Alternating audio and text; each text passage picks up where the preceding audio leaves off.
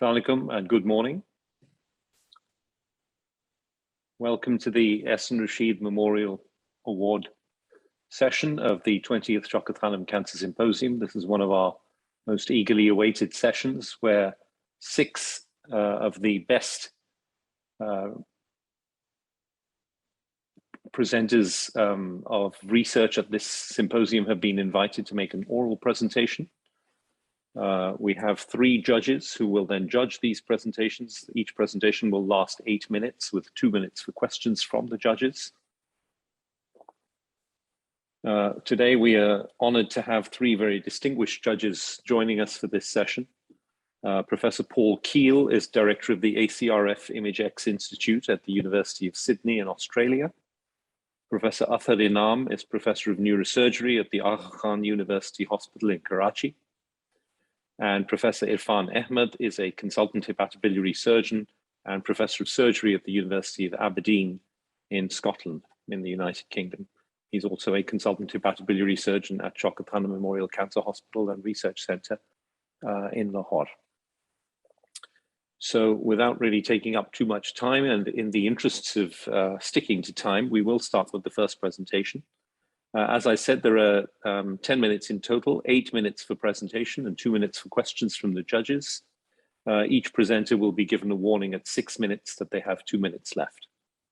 So the first presentation is entitled The Analgesic Effects of Pre-Incisional Bupivacaine with and without dexmedetomidine in patients undergoing mastectomy.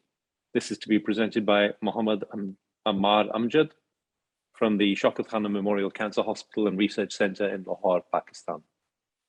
Dr. Ammar.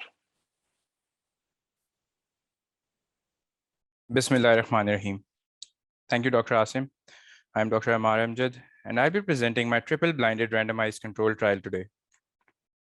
So this is a wonderful department of anesthesia at Shaukat Khanum, Lahore, where I currently work. And we are all here today because we have a common goal. Because we believe that together we can defeat cancer. Moving on to my study, I do not have any conflict of interest to declare. This is a brief overview of what we'll be talking about. To start off, we'll look at the background of the study, the different pain modalities which are used in anesthesia, and where does dexmedetomidine fit in. Further on, we'll touch upon the methodology, results, and the conclusion. As we all know, cancer is one of the leading causes of death worldwide, with breast cancer being the most common in females. The burden of disease is so high that 2.3 million new cases were reported in 2020 alone. At Shaukat Khanum, our cases went up from 1479 to 2041 within a year. So although different options like chemotherapy and radiation are available, surgery still remains one of the cornerstones of the treatment.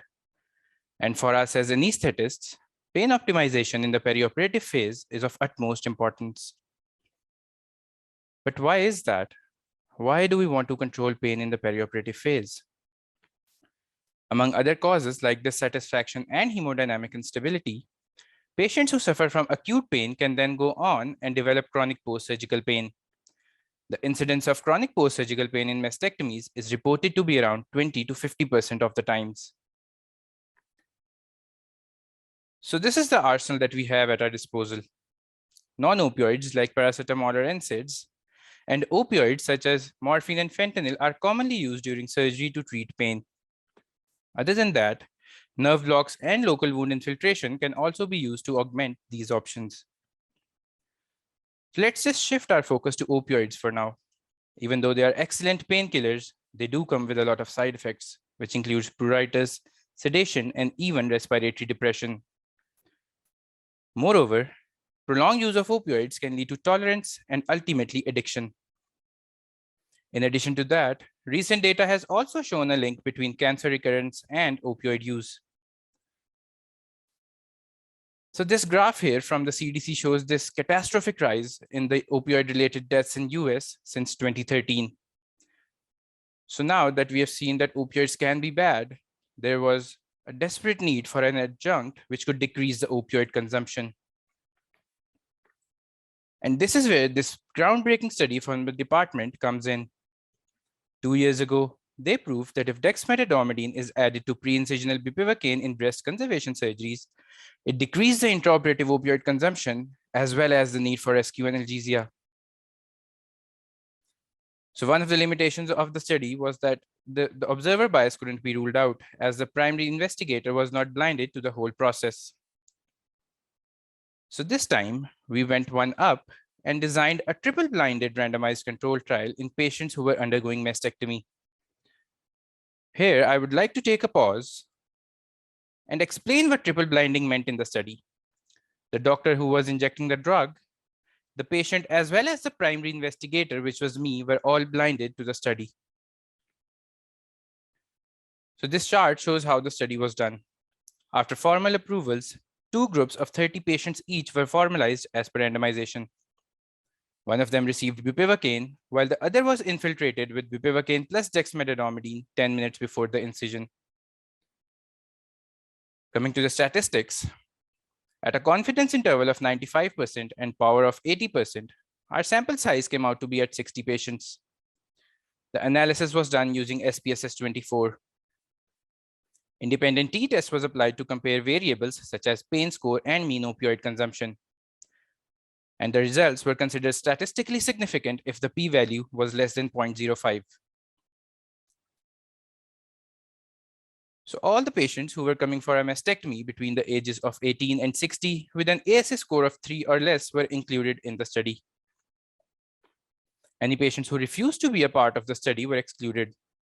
Other exclusions included patients who were already taking opioids, emergency surgery, and those who were allergic to the drugs that were being used.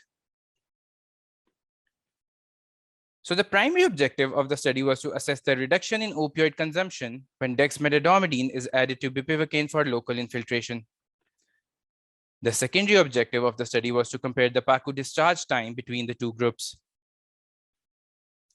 So before we move on to the results, I would like to thank the surgical team because without their help, this could not have been possible. Moving on, the demographic profile of the 2 groups was more or less comparable. Intraoperatively, Group B required more morphine as compared to Group D, and the results were considered statistically significant with a p-value of less than 0.001. This trend continued in the post-anesthesia care unit, where Group B required 1.67 milligrams of morphine as compared to 0.97 in Group D. The average pain scores were also less in the dexmedetomidine group as compared to the bupivacaine group.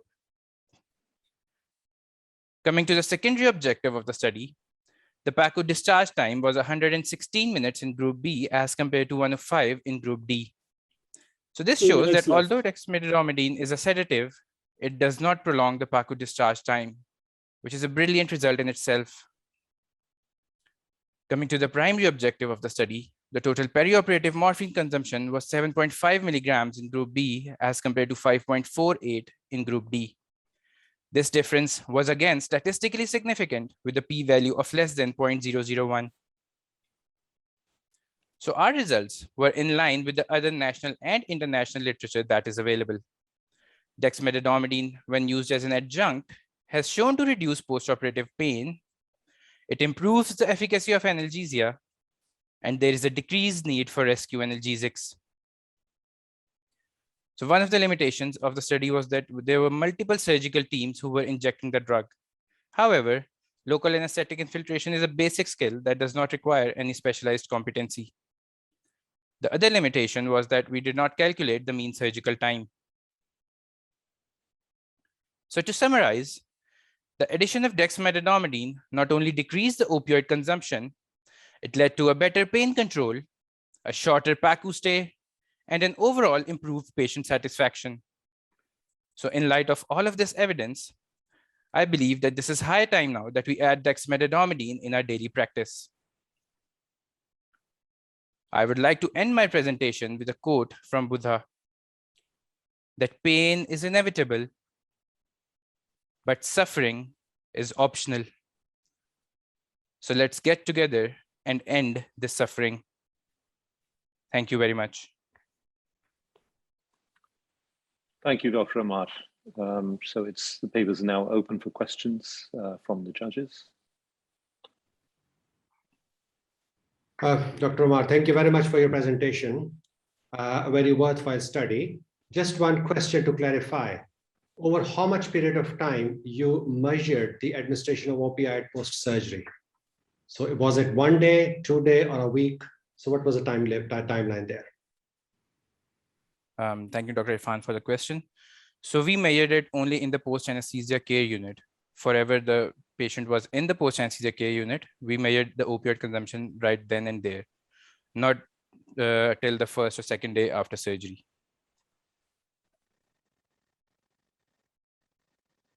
Okay. Congratulations on running a successful trial. That is very difficult. You mentioned that multiple surgical teams were a limitation.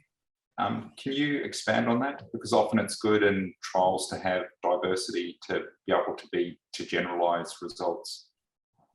Yes, this was mentioned in the limitation because we didn't standardize a uniform or a single surgical team. So there are 3 surgical teams that are working in the OR, and we didn't go for a simple and single out the one team that would be doing the study. So it was kind of a multi-team venture, and all the 3 breast surgical teams were included in the part of the study. So yes, as you said, it can be a good part as well. It's a good thing as well if you look at it, that way. Thank you. Dr. Amar, that was a very good presentation. A quick question is, did you go through standardization of the infiltration protocol among the different teams, or you let them do it as the way they were doing it? Right. So the surgical teams are already infiltrating bupivacaine before the surgery. So they do have a standardized protocol where the consultant or the senior member of the team comes in. They mark out the incision area with a marker, and then they infiltrate it with bupivacaine. So we let it continue the same trend, and that was part of the study. We did not have any other recommendation apart from that. Was there any difference between those 3 groups? No, all of them did the same thing. They marked out the incision, then they infiltrated the drug. Okay, thank you. Excellent. Thank you. Okay, thank you, everyone. Thank you, Dr. Ahmad, for your presentation. We'll now move on to the next presentation, which will be presented by Dr. Mohammed Bilal Shafiq of the Shaukat Khanum Memorial Cancer Hospital and Research Center. This study is entitled Comparison of Limb Salvage with Megaprosthesis versus Autograft Reconstruction After Cryotherapy in Adolescent Patients with Limb Sarcomas. Dr. Bilal. You're on mute, Dr. Bilal.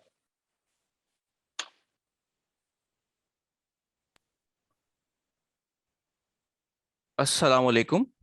Good morning, everyone.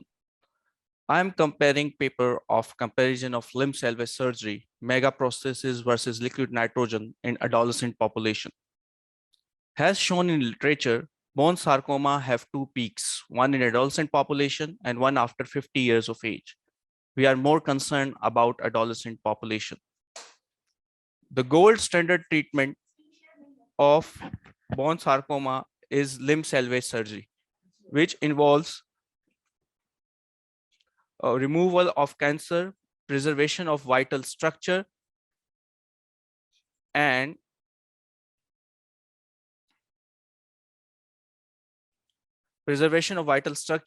replacing of lost bone to restore function. There are various methods of reconstruction. As in adult, we usually do reconstruction with a megaprosthesis, while biological reconstructions are preferred in pediatric population. In adolescent population, both megaprosthesis and biological reconstruction are viable options, and no recent literature is present to support one of these. Let's start with a case. This is an adolescent male with an osteosarcoma present with the mixed density lesion in the distal femur, as shown X-ray on the left side. We done wide local excision and then reconstruction with endoprosthesis, as shown on the right side on clinical images. This is the post-operative X-ray with the reconstruction with megaprosthesis in place with a stem on both femoral and tibial side. So the both physes around the knees have been disturbed. This is another case in which this is osteosarcoma arising from a distal femur, as shown on a slice of MRI on the left side of the screen, just starting above the physis. So we decided to go for physis sparing resection. This is a pictorial presentation. After resection of the bone, it is placed in a liquid nitrogen jar for 20 minutes. Then warm up at the room temperature for 15 minutes, then do reconstruction with the help of plate and screws. This is what we done in theater. And this is the final picture. This is the picture of post-operative X-ray of reconstruction with biological reconstruction and done with the help of plate and screws. So which one to prefer in adolescent? Mega prostheses, very well documented in the literature, have good functional outcome, but concerns are they require revision after 15 to 20 years. For adolescent, male or female, it may require revision 3 or 4 times in their lifespan and have more chances of limb-length discrepancy. On the other hand, biological reconstructions like liquid nitrogen, less documented in the literature, but if bone gets incorporated, it does not require revision. And theoretically, physes are spared, so there is a less chances of limb-length discrepancy. So we retrospectively reviewed the result of adult endoprosthesis in adolescent patient and compared them with liquid nitrogen reconstruction. How we select patient in these two groups? We did preoperative templating in all patients, like measuring of intermedullary canal, tibial plateau size, distal femoral size.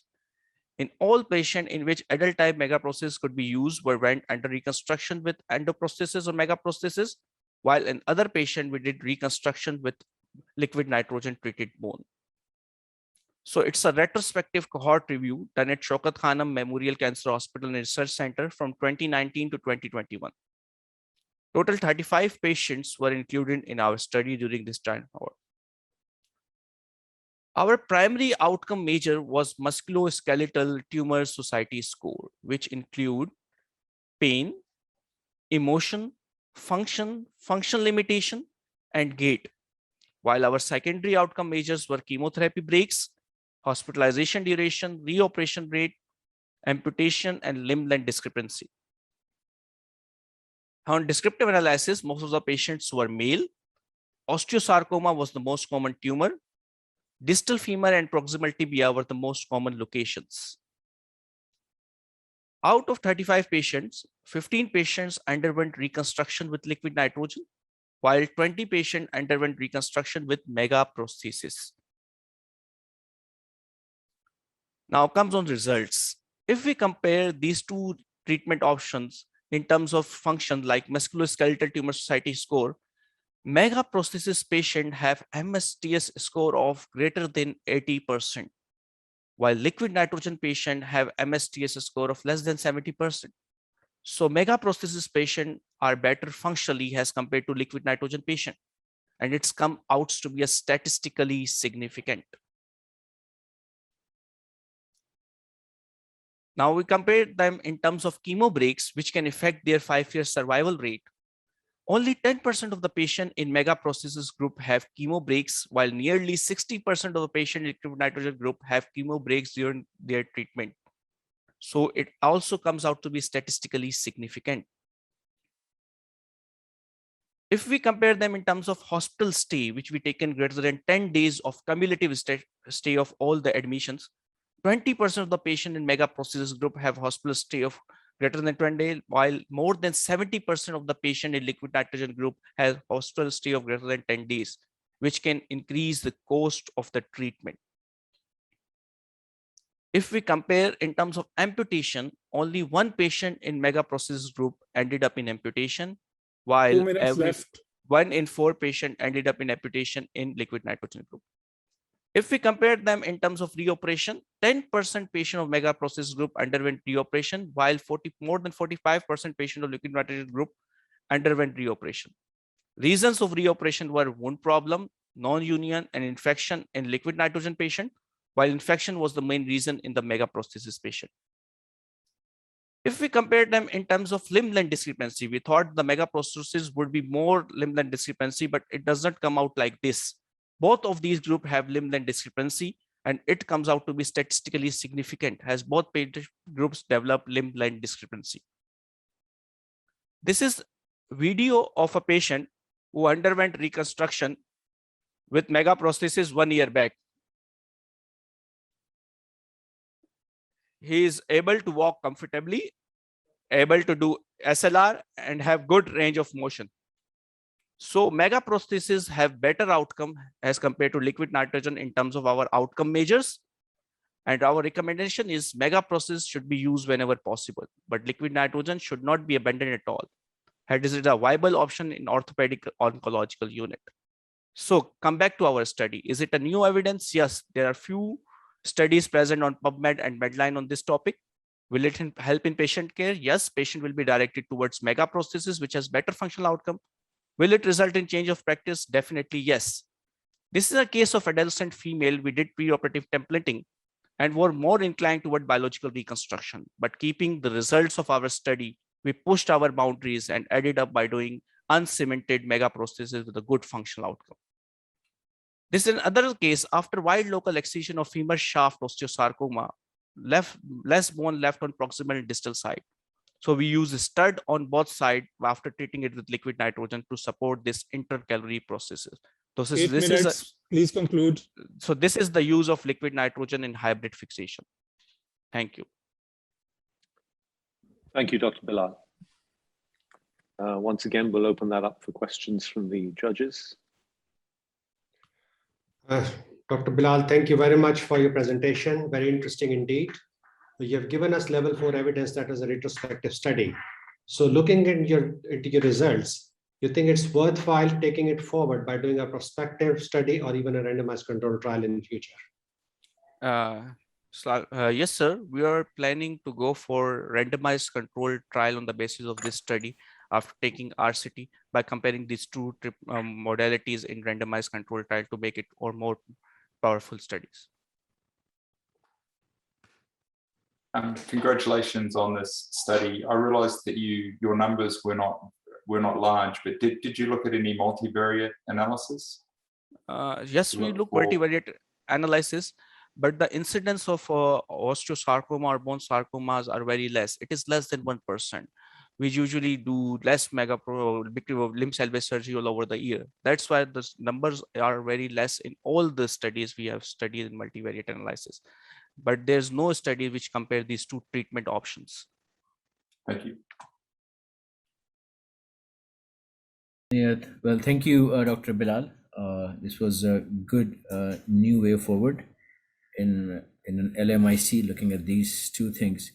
My concern is, which you may be able to answer, is about the techniques used in this. Were the surgeons well versed with these techniques? Because it's very much operator dependent, putting the implantation versus that. So did they have good experience, good training? Thank you so much, Professor Athar. We are tumor dedicated centers, and all the limb salvage have been done by a person who has 10 to 15 years of limb salvage surgery in our center. They are quite experienced in doing limb salvage from 10 to 15 years and are quite technically sound and have a great experience in doing these limb salvage surgeries. Okay, thank you. Okay, thank you, everyone. And thank you, Dr. Bilal. I think we'll move on to the next presentation. So the next presentation in this session is entitled Evaluation of Doses to Organ at Risk with Deep Inspiratory Breath Hold Compared to Free Breathing in Left-Sided Breast Cancer and Assessment of Patient-Related Anatomical Factors. This is to be presented by Dr. Samaha Nawaz from the Shaukat Khanum Memorial Cancer Hospital and Research Center. Dr. Samaha. So there is a quote from a famous Japanese writer that once the storm has stopped, you won't even remember how you made it through, how you managed to survive. But one thing is certain, when you come out of it, you won't be the same person who walked in. And this goes for our breast cancer survivors. Hi, My name is Dr. Samaha Nawaz, and I'll be presenting my study as titled mentioned by Dr. Ahsan. Breast cancer is one of the most common cancer in Pakistan, and the incidence has been rising since 1975. And as we are mounting towards our prevalence peak, it's still supposed to rise in year 2025. Despite that, death rates have been declining, owing to the fact that more and more patients are detected at an early stage and better treatment options are available for them. So we are looking at a prognosis of 90% for all stages. To summarize the treatment, it's a multidisciplinary approach with radiation surgeon, radiation oncologist, medical oncologist making the core members of the team, and together they integrate a plan that is best suited for the patient outcome. Adjuvant radiation is one of the crucial components of a breast cancer. Over the years, not only it has shown to improve local control, but it has also decreased breast cancer specific mortality. As I've mentioned, meaning that more and more patients will survive long enough to experience the toxicity.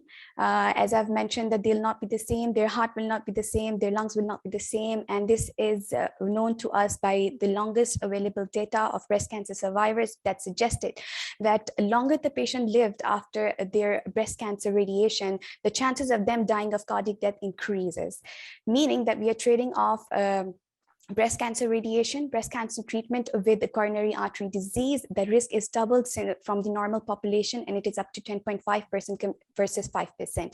This is a paper there was a paper published by Darby et al. That changed the face of cardio-oncology. She suggested that there is a linear relationship between mean heart dose and rate of coronary artery events, which is 7.4% per gray increase in mean heart dose.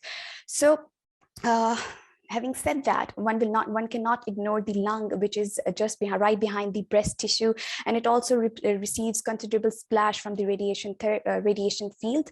The risk of these survivors developing lung cancer is also more than the normal population, and the literature says it's 4%. So hence, we radiation oncologists have been interested in reducing the dose to heart. We have treated patients in prone positions, used IMRT, deep inspiratory breath hold, proton therapies, and accelerated partial breast radiation. At Shaukat Khanum, we are doing all of these except for proton and partial breast radiation. Deep inspiratory breath hold technique is a technique that not only reduces heart dose, but also significantly reduces lung doses as well. What happens in deep inspiratory breath hold technique, the patient when lying on the CT simulation couch, we ask them to take a deep inspiration and hold it there. When they do so, the lungs inflate and the heart goes down and backward. If you see here in this diagram on my left, there is the heart. This yellow line is the posterior border of the radiation field, and you can see that the heart is literally pushed out of it compared to the free breathing scan. This is a video of an actual patient that I've brought from our department. As I'm going to play this video, we are going down the scan. You can see the heart, and it's barely coming inside the radiation field, and this is the left breast tissue. The mean heart dose in this patient was 1 gray. Having said how fancy this technique sounds, one thing is for sure that DIBH is not for all, because we cannot ignore the anatomical variations in the normal population, and also not every patient can put considerable effort in inspiring deeply and holding that breath. Also, the technique and equipment used to conduct DIBH techniques is very expensive, and it requires considerable amount of time and trained personnel. But one cannot ignore the importance of this as well. So at Shaukat Khanum, we started doing DIBH in April 2020. We are the first center in the country to offer this technique, and we are very pleased to offer it to our patients. Initially, we didn't know much about it. So we offered this technique on first come, first served basis. At the end of the one, when the slots were not available, we just stopped. So basically, it was all subjective. So this urged us to know that whether this technique is really important in our population. Is it cost effective? And if yes, then we definitely need to come up with an objective criteria. So based on this rationale, we conducted our study to evaluate that whether DIBH will decrease the heart and lung doses, and what are the anatomical factors that we need to know to identify our patients that can have maximal benefit from this technique. So our study was a prospective study. It was done between October 2020 and March 2021. We gathered about 50 patients who were left-sided breast cancer patients, and they were able to hold their breath for minimum 20 seconds. Informed consent was given, formal coaching was conducted. 2 plans were obtained, one from CT in free breathing, and then the other was from deep inspiratory breath hold. Dosimetric and anatomical parameters were evaluated on both these scans. This is the patient characteristic. Now, this is a very busy slide. I'm just gonna quote 2 points here that T1, T2 patients were 68%, and they were equally balanced by node positive patients, which were 58%. So we can say that our data was a complete blend of early and locally advanced diseases. Coming to the results, now we have compared both heart and lung doses. This table shows the doses of heart. So when we look at a plan, we ensure that all the heart parameters, at least most of these parameters, will be within normal range, so that we be sure that our heart is safe from the radiation. So mean heart dose is very important. As you can see, free breathing, there is 5, the mean heart dose was 5 gray, and in DIBH it was 2.5 gray, and the difference achieved was 3 gray. Now this was very much in view with the literature. It gives us a window of 2 to 5 gray, and we are very much lying in that. When it comes to lung parameters, we are more interested in what fraction of the lung is receiving 10 gray, 20 gray, and 30 gray. And you can see that all these factors were significantly lowered by about 4 gray. We also made sure that by achieving those reductions, we are not compromising our breast tissue volume. And yes, there was no compromise. These were all the anatomical parameters. They were about 7 in number, and each one of them have their own definition, but obviously I cannot mention that due to shortage of time. This table signifies the measurement differences in the measurements, and there were three parameters that show statistically significant difference in the readings. We ran a regression analysis to know the correlation between the parameters and the mean heart dose reduction. In univariate analysis, these 4 parameters came out to be positive, and then we conducted multivariable analysis on these parameters, and only 2 came out to be positive: the central lung distance and the heart chest distance. And I'm going to mention only these 2 here. Central lung distance is the distance of the posterior border of the field to the anterior chest wall, and the larger the difference on both these scans, the lesser you're going to achieve, lesser mean heart dose reduction you're going to achieve. So this has a negative correlation. When it comes to heart chest distance, the more the distance between the heart and the chest wall, the more you're likely to have reduction in your mean heart dose. So I'm going to conclude that our DIBH is a very important technique, and it can reduce cardiac and lung doses in all our patients. But due to time and resource limitation, we need to objectify, and we have come up with heart chest distance and central lung distance as the parameters that can identify our patients, and still our results need validation in large cohort. Thank you. Thank you, Dr. Samaha. Once again, we'll open that up for questions from the judges.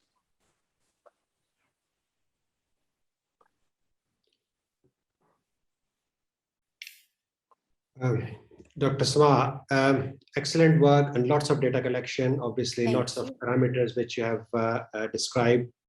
Again, a simple question is, yes, you have got some data about radiation delivery.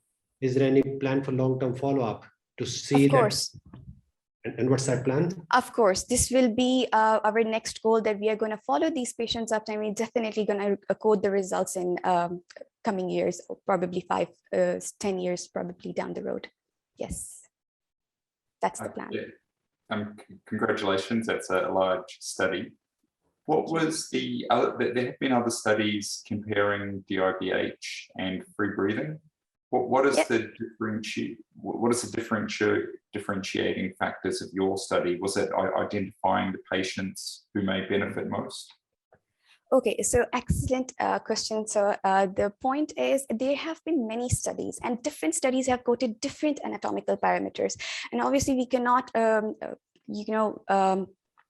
project those studies on our population, because obviously due to anatomical variations. So what we decided, we tried to gather all the anatomical parameters that have been quoted by different studies, and we've mentioned them in our study, and we've run regression. That's why we've that's why we have run regression on all of these factors to signify that what are the factors that are actually very important in our, and they are different than what the other studies have mentioned. Thank you. Okay, great. Dr. Samaha, that was pushing the radiation oncology further. Impressive.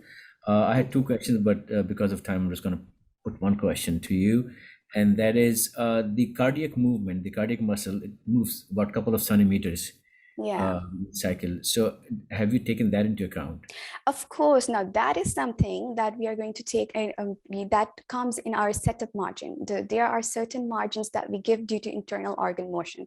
Now this is nothing to do with this technique. That is the simple principle of what we do for all our patients, whether we do it for free breathing, whether we do it for DIBH scans. There's a setup margin that we give in our center. That's the margin is 1 centimeter.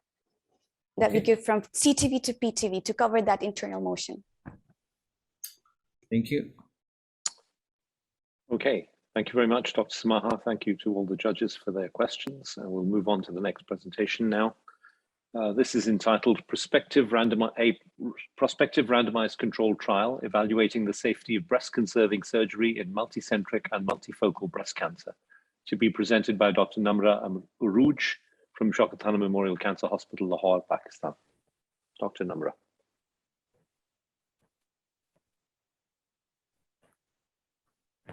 Good morning. I am Dr. Namra Arooj. I am presenting our randomized control trial evaluating safety of breast-conserving surgery in multicentric multifocal breast cancer. I'm working as a fellow in breast surgery department. So breast surgeries for cancer, they have been introduced approximately 3,000 years ago. And since that time, the standard of management has changed dramatically. In 19th century, William Halsted published the landmark paper in which he recommended the unblock resection of all breast tissue along with pectoralis major muscle. And this technique continued as a standard of care into 1940s. Then Petty introduced modified radical mastectomy, which spared the pectoralis major muscle. By 1970, advances in biology of the breast cancer, they led to the concept of breast-conserving surgery, in which only the cancerous part of the breast tissue is removed along with a rim of normal breast tissue. So this treatment stays for a cancer which is present in breast at a single site. So what is the treatment if multiple tumors are present in the breast? Let me first describe two categories of multiple tumor of the breast. When the tumors, they are confined to single quadrant of the breast, this is known as a multifocal breast cancer disease. And when multiple tumors, they are present in different quadrants of the breast, this is known as a multicentric breast disease. So mastectomy is a standard of care treatment for both of these categories. So here question arises, is breast conserving surgery is possible in multicentric and multifocal breast cancer patients? So on reviewing the literature, there is no prospective randomized controlled trial done so far. There are few published studies in which investigators have analyzed their patients retrospectively and published their data. So to answer this question, we started a randomized controlled trial at our institute, and our hypothesis was breast conserving surgery is comparable to mastectomy in terms of disease-free survival and overall survival. So study was conducted over a time period of 3.5 years. We calculated the sample size of 200 patients by using the power analysis. So enrollment of patient was started in August 2018. It was centralized, concealed, and computer generated. Numbers were allocated by research department. Patients were randomized in surgery clinic at the time of final assessment before surgery. So women of more than 18 years up to 70 years of age with multicentric or multifocal disease were included in the study. The size criteria for main tumor size was up to 5 centimeters. Maximum of 2 satellites was in the inclusion criteria, and size criteria for satellite was up to 2 centimeters. Those who were excluded had bilateral breast cancer disease. Those had extensive DCIS. If the satellite lesion were more than 2, or if the satellite size was more than 2 centimeters in size, they were excluded. Those patients who could not be offered post-operative radiotherapy were also excluded. Similarly, T4 disease and distant metastasis were also excluded from the study. So our outcomes were to evaluate overall survival and disease-free survival. So we randomized 200 patients, out of which 8 were excluded because of advanced stage of disease, distant metastasis, and 1 patient refused study. So we were left with 192 patients, and 92 patients were randomized to mastectomy group and 100 patients were randomized to breast conserving surgery group. We lost 2 patients from mastectomy and 1 patient from breast conserving surgery group after surgery. So we were left with 189 patients, and 90 patients were in mastectomy group and 99 patients were in BCS group were analyzed. So our mean follow-up was 16 months. Moving to results. There was no statistical difference between mastectomy and breast conserving surgery group as far as their tumor type, tumor grade, and their receptor status is concerned. Clinical T stage was not statistically different between both groups. Similarly, their pathological T stage and nodal stage was also not statistically different in between mastectomy and breast conserving surgery group. At a median follow-up of 16 months, there was no local recurrence between mastectomy and breast conserving surgery group, as you can see from graphs. 2 patients of mastectomy and 5 patients from breast conserving surgery group, they developed distant recurrence at a median follow-up of 16 months, but it was not statistically significant. As far as their recurrence site is concerned, both groups have shown oligo and polymetastatic disease. 1 patient of mastectomy and 4 patients from breast conserving surgery group, they passed away at a median follow-up of 16 months. However, the p-value was not statistically significant. We used the Kaplan-Meier curve to calculate the overall survival, and p-value was statistically insignificant at a median follow-up of 16 months. So we conclude that overall survival was not statistically insignificant in between 2 groups. Similarly, disease-free survival was also calculated by using the Kaplan-Meier curve, and p-value was more than 0.05, and it was not statistically significant. So hence, there was no overall disease-free survival difference amongst both groups. So with a limited follow-up time period, we conclude that there is no significant difference in between both groups in terms of disease-free survival and overall survival. Breast conserving surgery is comparable to mastectomy in treating multicentric, multifocal breast cancer disease, and we are planning to produce our long-term results in near future. In the end, I would like to conclude my presentation by sharing one of my patient words. She said that I'm very happy and relieved to know that I'm undergoing breast conserving surgery. My relatives warned me that doctors would remove my entire breast. My only wish right now is to defeat cancer and return home. I would also like to acknowledge who has worked hard for this project and made it possible. Thank you for your kind attention. I will be happy to take comments and questions. Thank you. Thank you, Dr. Namra. So the paper is now open for questions from the judges. Dr. Namra, congratulations on conducting a randomized controlled trial. These trials are always very difficult to conduct, and recruiting 200 patients. Excellent, well done. One question about, you've just, according to the dates you gave us, you have just finished recruiting it. So obviously there's going to be a timeline for long-term follow-up. What is the timeline, and when are you planning to publish those results with the final follow-up? Because I believe according to your dates, you have just finished recruiting. Yes, sir. So our median follow-up was 16 months, and we believe that this time frame is quite enough to analyze our data. But we are planning to publish our data in near future at the 2 years and 5 years follow-up time period, because most of the patients, they are currently on treatment, systemic treatment, because those who were hormone positive, they are currently on systemic therapy as well. So yes, we are hoping and we are planning to publish our data analyze in near future at 2 years and then 5 years follow-up down the line. Thank you. I also offer my congratulations on a randomized controlled trial. Well done. My question is around the patient selection. On your last slide, you mentioned that one of the patients was preferring breast conserving surgery. Was this trial a challenge to recruit to? were people coming into the clinic either wanting mastectomy or breast conserving surgery? So the population in our region usually seek medical health care, usually at the later stage of their disease. And most of the patients, they have a concept that the only treatment for breast cancer is mastectomy. So we did not find it difficult to enroll them because as we discussed with them about the breast conserving surgery, so they were more happy to get enrolled in this trial. So we were able to counsel and we were able to convince them. Okay, thank you. Dr. Numra, once again, a good talk. My question is, and I don't know if you can answer in a short time, is I'm not a breast surgeon, so I'm not really aware of all the studies that were done with these two different kind of procedures. And this is a long-standing question. So how do you think you have contributed to the general knowledge at a global level by doing this? So consider me, I don't know about the background of this. So, so basic concept of this study that it was the breast cancer surgeries that have been started a long time ago. So from mutilating and amputating and patient's organ and then preserving the breast preserving that organ, it makes a lot of difference for a patient.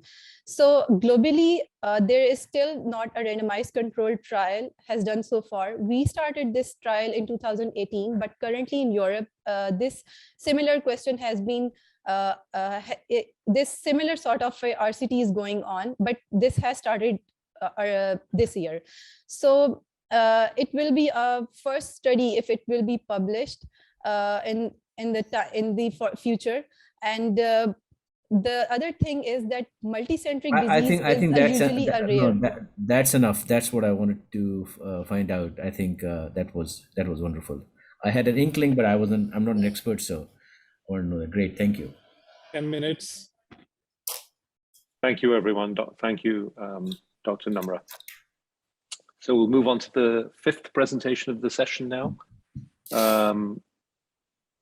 It's especially a pleasure and a privilege to have a presentation from outside Shaukat Khanum as well.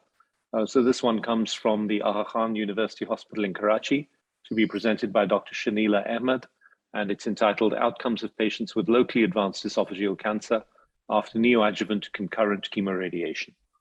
Dr. Shanila.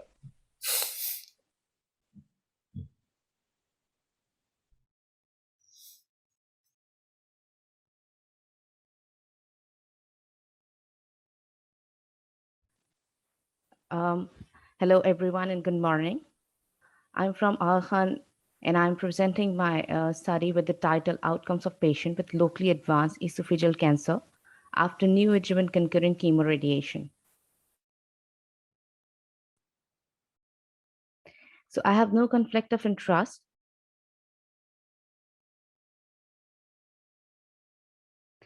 So esophageal cancer is a highly aggressive tumor often associated with poor prognosis. Globally, the incidence and prevalence rates of esophageal cancer vary a lot. Genetic and phenotypic variations in different populations have variable survival outcomes. Concurrent chemoradiation, as per cross trial, is the standard of care and now being widely used in Pakistan. However, there's a scarcity of outcomes-related data in our population. This study aims at identifying the disease-free survival of the patients treated with cross trial in our tertiary care institute. The primary objective of the study was to determine the frequency of disease-free survival in the patient with esophageal cancer receiving neoadjuvant chemoradiation followed by esophagectomy. However, the secondary objective was to determine the frequency of pathological response on histopathology of resected tumor after neoadjuvant chemoradiation. This was a descriptive cross-sectional study conducted at Aga Khan University Hospital, Karachi for the duration of 6 months. The medical records for all patients coded for esophageal cancer as per the International Classification of Disease 9 coding system. From November 2014 till August 2020 were reviewed. All adult patients who were treated in lines of cross-trial were included. Disease-free survival was assessed by performing CT scan at 6 months of completing neoadjuvant concurrent chemoradiation Effect modifiers were controlled through stratification, and post-stratification, chi-square was applied and p-value of less than 0.05 was considered significant. We included the patient who were adult, male and female, aged more than 18 years, ECOG of 0 to 2, and those who treated with neoadjuvant concurrent chemoradiation using carboplatin and paclitaxel regimen. This study excluded all the patients with upper one-third of the esophageal cancers, those who had a metastatic disease, those with the missing records, data, or files, patient getting treatment outside AKUH, patient who had received other chemotherapy regimen or partially treated. So here's the characteristics of the patient population that we recruited in the study. Most of the patient had a well-preserved performance status, and the location of the tumor was well distributed, like it was almost half of the tumor were present in the middle of the esophagus, and half of the patient tumor location was in the lower third of the esophagus. If we talk about the habits of our patients, most of them had no addiction history, because 67 out of 88 had none of like addiction history. Majority of the tumor had T3 staging with the N1 nodal disease. So a total of 88 patients were included with median age of 55 years. Majority of the patients were male with 54.5%. Of total population, 78 patients, 88.6% showed disease-free survival. 10 patients, 11.4% died either due to post-surgical complications, and there were 3 in number, or disease recurrence as a metastatic disease, and the number was 7 out of 10. So here's a Kaplan-Meier curve showing the disease-free survival, or the survival in our population over a period of 183 days. That makes roughly 6 months. Here you can say that most of the patient were alive and disease-free by the end of the study. It concluded that after 6 months. So it's a graphical presentation, which you can see that out of 88 patients, there were 29 patients who achieved a complete response. 38 patients had a partial response, whereas no response was seen even after completion of concurrent chemoradiation in 21 patients. Here you can see the proportion of alive and expired patient among all these 3 groups. There was no death reported in the complete response group, whereas you can see that there were 3 deaths were reported in a partial in the patient who achieved partial response, and 7 deaths were seen in a group of no response. So our study showed that neoadjuvant chemoradiotherapy in patients with esophageal cancer had significantly better disease-free survival who received a chemoradiotherapy regimen based on carboplatin and paclitaxel followed by surgery. So here's the data to which I can compare the disease-free survival, and it is the study was done with the colleague at Shaukat Khanum back in 2014, and they saw the disease-free survival in patients who achieved complete pathological response, and it turned out to be 58% over the period of 5 years. However, we were only able to see the disease-free survival for a period of 6 months in our study.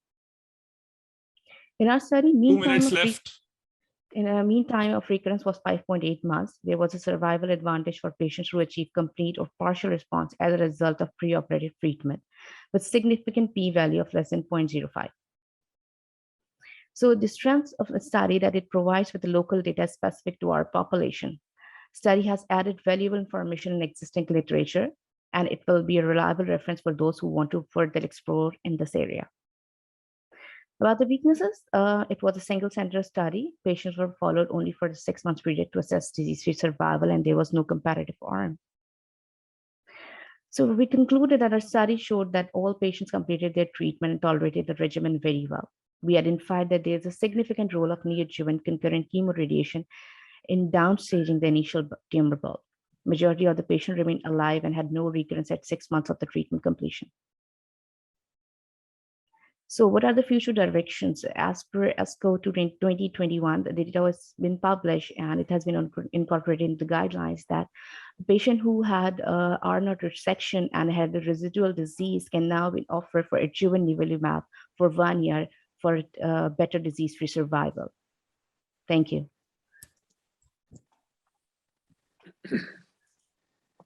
Thank you, Dr. Shanila.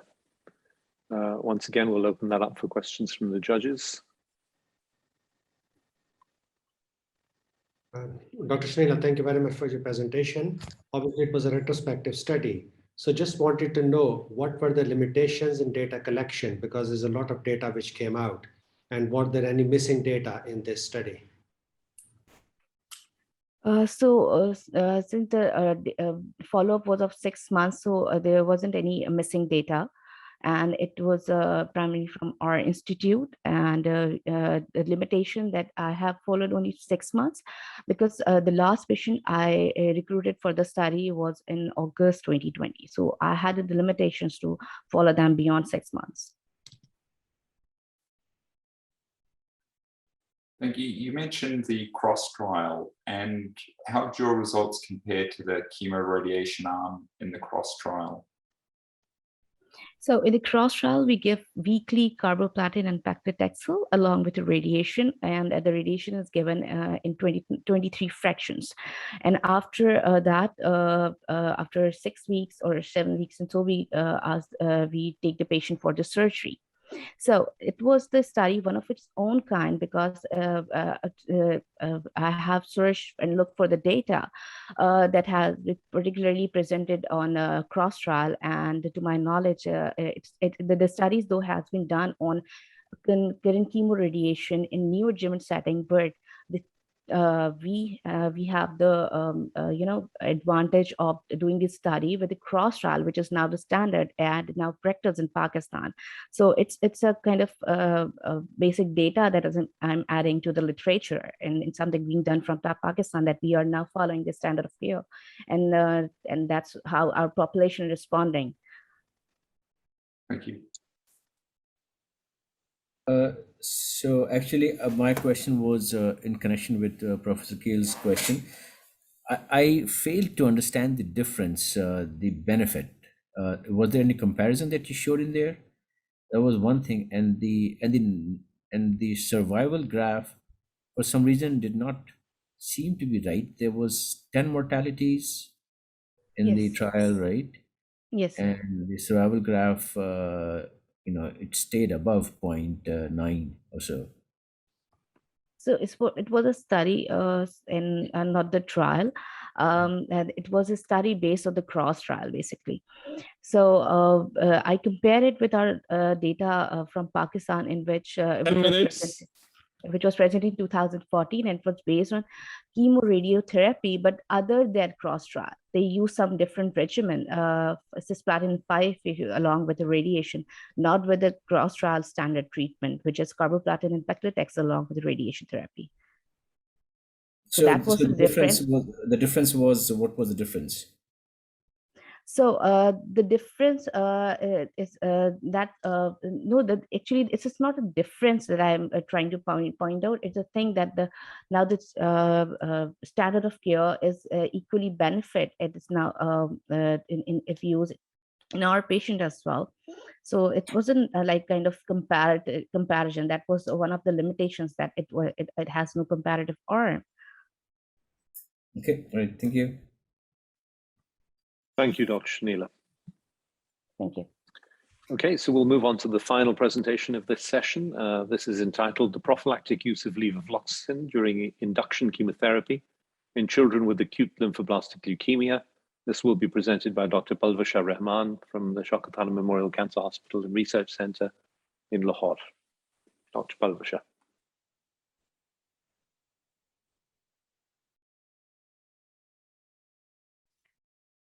Thank you so much, sir. I'm Dr. Palvasha Rahman, Senior Instructor Pediatric Oncology at Shaukat Khanum Cancer Memorial Hospital, and I'll be presenting the prophylactic use of levofloxacin during induction chemotherapy in children diagnosed with acute lymphoblastic leukemia and lymphoblastic lymphoma.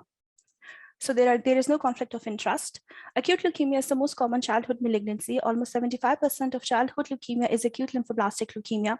Over the past years, the outcomes of acute lymphoblastic leukemia have dramatically improved due to the introduction of response-based chemotherapy. Infectious complications are commonly seen during the induction phase of acute lymphoid and myeloid leukemia, mainly because of the high dose intensive chemotherapy regimes, high doses of dexamethasone, and poor nutritional status. In low middle income countries, infectious complications are the most common cause of treatment-related morbidity and mortality, and it is around 7.5%. When we analyzed our data, our induction mortality was around 8.7%, which is very high as compared to high-income countries where it is less than 1%. There is lack of consensus regarding antibiotic prophylaxis in newly diagnosed patients of acute lymphoblastic leukemia, though antibiotic prophylaxis is recommended in patients diagnosed with acute myeloid leukemia or those patients who are undergoing stem cell transplant. We conducted this study to assess if episodes of febrile neutropenia and its complications can be reduced by the prophylactic use of levofloxacin during induction phase in children diagnosed with acute lymphoblastic leukemia and lymphoblastic lymphoma. So our primary objective was to determine the time to the first episode of febrile neutropenia, total number of days of febrile neutropenia, total number of episodes of febrile neutropenia, number of admission days, and overall survival at the end of induction. So a prospective study was carried out after the IRB approval. Patient aged 2 to 5 years diagnosed with acute lymphoblastic leukemia and lymphoma were enrolled from October 2019 till October 2020. Patients who were afebrile on presentation were started on levofloxacin prophylaxis immediately, whereas those patients who had fever on presentation without the evidence of microbiologically documented infection were started on prophylaxis after the initiation of therapy when the fever resolved. All patients enrolled were followed till post-induction until the resolution of neutropenia. The cases were compared with historical controls enrolled from January, data from January 2019 till August 2019 was used. Patients who had clinically or microbiologically documented infection before the start of the induction therapy, they were excluded from the study. So a total 61 patients were enrolled in the study and they were given levofloxacin prophylaxis, whereas 60 historical control was taken for comparison. Among the cases group, 58 patients were diagnosed with acute lymphoblastic leukemia, whereas 3 patients there were diagnosed with lymphoblastic lymphoma, whereas among the controls, 54 patients were diagnosed with acute lymphoblastic leukemia and 6 patients had lymphoblastic lymphoma. B-cell lineage among the cases was seen in 59 patients, whereas only 2 patients had a T-cell lineage. Among the control group, 54 patients had a B-cell lineage, whereas 6 patients had a T-cell lineage. 3-drug induction regime was given in 47 patients in the cases cohort, whereas 14 patients received 4-drug induction regime. Among the controls, 46 patients they received 3-drug induction regime, whereas 14 patients received 4-drug induction. 50.8% of our patients among the cases, they had no fever on presentation and were immediately started on the levofloxacin prophylaxis, whereas 49.1% of the patients, they had fever. At presentation, it was categorized as disease fever, as the fever resolved 24 to 48 hours after the initiation of induction chemotherapy, and these patients were started on prophylaxis afterwards. The patients who received levofloxacin prophylaxis had lower number of febrile neutropenia episodes than the patients who did not receive any antibiotic prophylaxis, as the p-value was significant of 0.01. The time to febrile neutropenia episodes was slightly reduced in the cases that were given levofloxacin prophylaxis in median of 7 days as compared to the control group, though the p-value was not significant. Here is a Kaplan-Meier curve which is showing the event, that is the febrile neutropenia episodes among both the groups, that is the cases in control, and you can see the early steep among the control group as they experienced more and increased number of febrile neutropenia, and the p-value among them was 0.05. The hospital admission days was slightly reduced in the cases group as compared to the controls, and the p-value was significant of 0.04. So total 61 patients were enrolled in the study. Among them, 93.4% were alive at the end of induction. We had an induction mortality of 6.5% in the cases group, whereas 60 controls were taken, historical controls were actually taken for comparison. 85% among them were alive at the end of induction, whereas we had an induction mortality of 15% in the control group. No significant difference was seen in the overall survival at the end of induction between the two groups, most likely because the number that was recruited was small. So children diagnosed with acute lymphoblastic leukemia in low middle income countries have high incidence of treatment-related morbidity and mortality. For years, we have experienced high mortality rate among our patients during the induction phase. Levofloxacin prophylaxis has been recommended in situations where chemotherapy protocols can result in prolonged duration of neutropenia. In the current study, we gave prophylaxis to patients diagnosed with acute lymphoblastic leukemia and lymphoma. The major limitation of our cases the major limitation of our study is that the cases they were compared with historical controls. So we conclude by saying the levofloxacin prophylaxis reduced the number of febrile neutropenia episodes among our patients' population, but it did not affect the overall infection-related mortality. But further study needs to be conducted regarding the antibiotic prophylaxis. Thank you. Thank you, Dr. Palvashar. Okay, so questions from the judges. Thank you very much, Dr. Palvashar. I think it was a well-conducted study. You included historical control also. A couple of questions. When you were analyzing historical control, did you analyze them for a period of 1 year or up till today? So which means no, actually the induction phase when we start patients on the therapy, so the induction phase that is of total of 29 days. So all the cases and the controls, they were followed till day 35 of induction chemotherapy, because at day 35, the counts and neutropenic phase is over. So both the cases and the controls, they were followed for a total of 35 days from the start of the therapy. And you have shown positive benefit in the study. Yes. And what is your future plans? Is it going to change your practice, or do you want more evidence before you can? We want more evidence. The major limitation was since the sample size was small. We had a small sample size because of the COVID-19, because the patients, they were not coming. The pandemic was a major factor that affected our study. So what we are planning is that we want to control a prospective study. Further, we want to prolong it. And both the cases and the controls, they were recruited at the same time.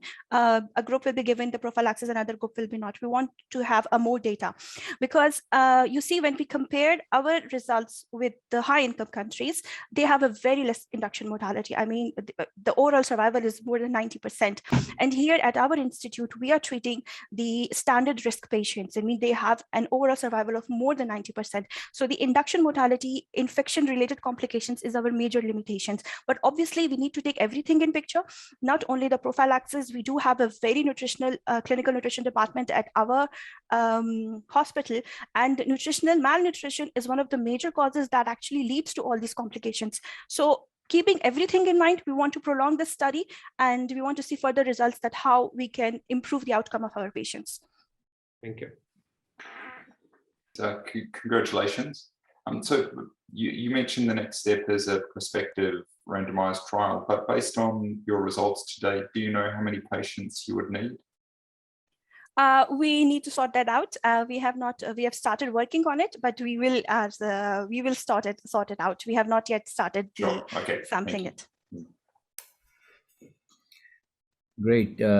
Thank you, Dr. Palvashar. This was very interesting. There was the groups were not congruent. So was there a problem in getting the analysis? And the other thing that I wanted to ask you, and maybe it's a comment for your future study, are you going to include the socioeconomic status? That will show a definite and yes. comparison. So I cannot give you the exact figures, but almost 95% of our patients in pediatric oncology, they belong to a low socioeconomic status. And that is a major limitation in our treatment, because we do give them nutritional supplements. It's like part of our rehabilitation, and we do provide them micronutrients, but obviously we cannot provide them an overall hygienic and a secure environment, which is needed for the chemotherapy patients. So yes, in this study, we are not taken the socioeconomic factor, but in future, we are considering that will be considered. And second thing is this, why we have taken the historical controls, because the sample size needed to conduct a prospective study was quite large, and we don't have enough, we couldn't recruit enough patients. So that is why we thought to take the cases and compare them with the historical controls. Good, thank you. Excellent. Okay, thank you, Dr. Palvashar. So that brings us to the end of the presentations for this session. I would like to thank all the presenters for their hard work and for presenting today, and especially for sticking to the times.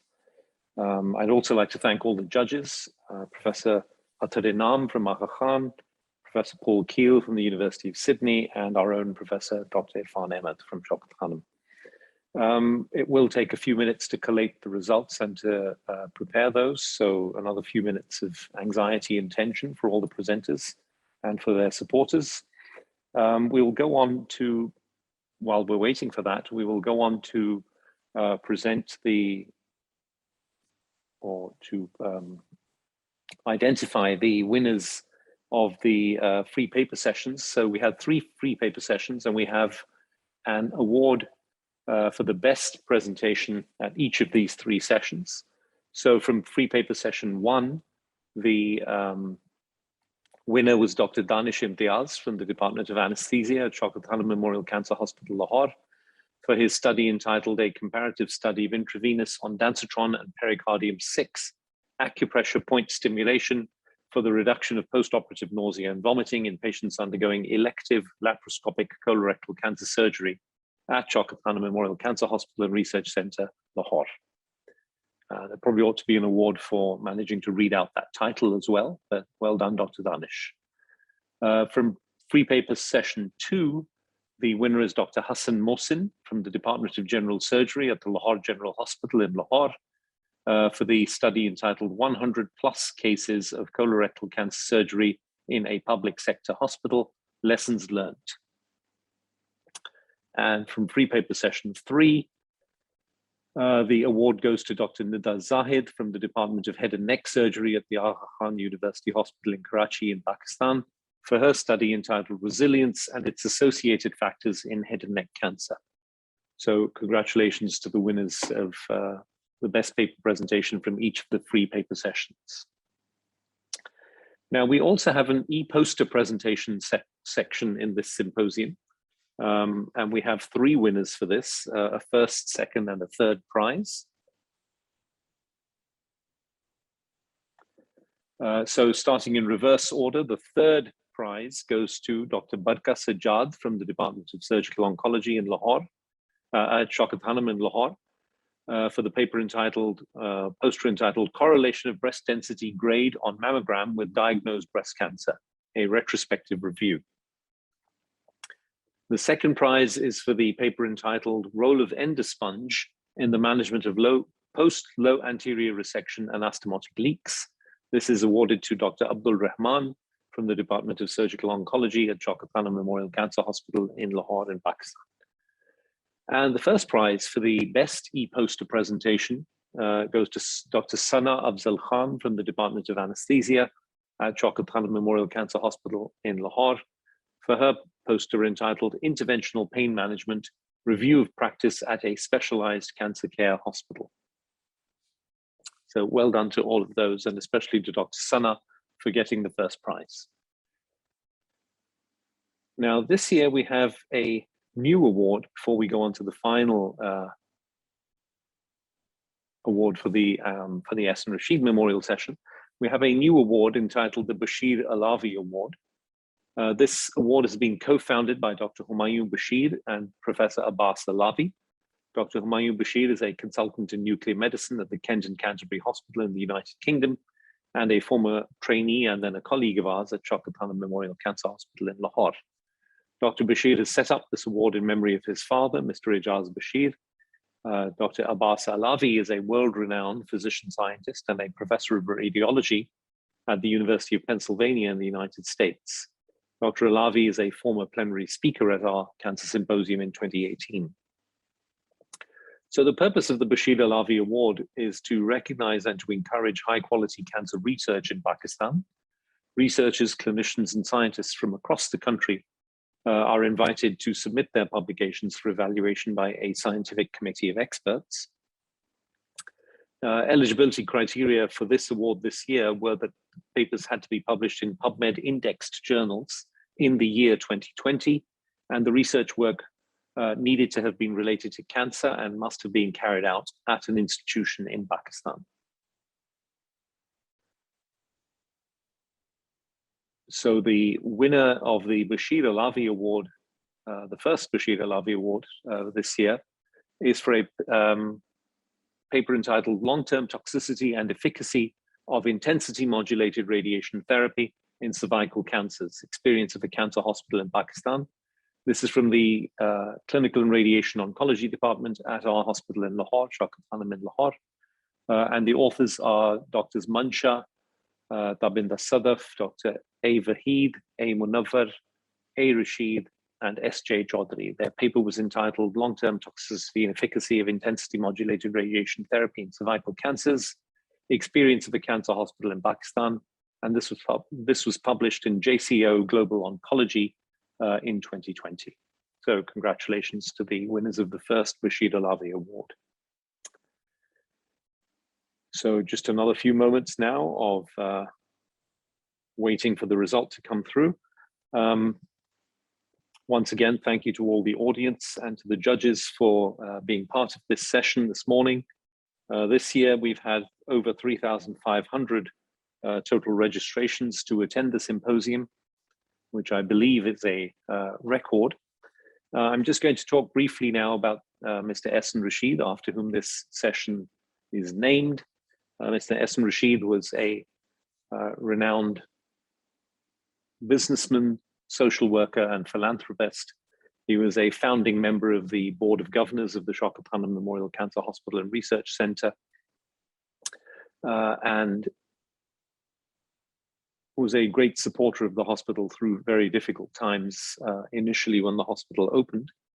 Mr. Rashid himself developed colorectal carcinoma, and after a long struggle against this disease, succumbed to his illness in 2014. And this award is named in his memory and endowed by his family and by the hospital.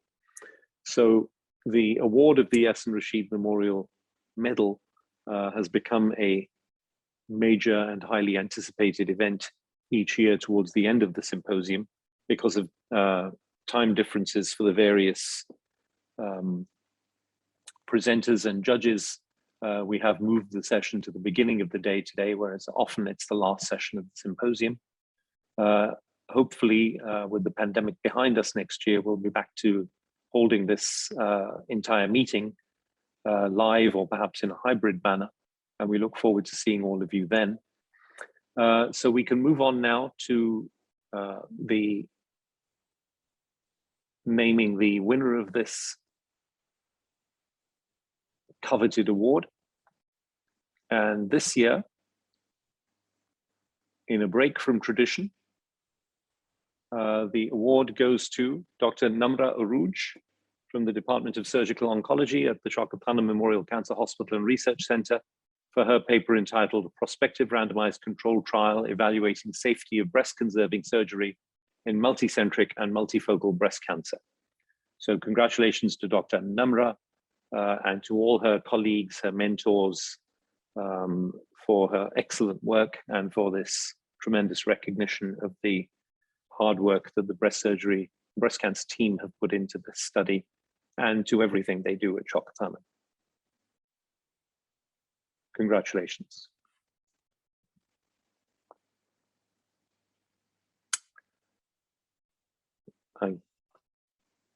We won't be able to hear the cheering and the applause, unfortunately, although the applause and the congratulations are still coming in thick and fast. So yes, we can still do it, absolutely. Quite right, Dr. Athar.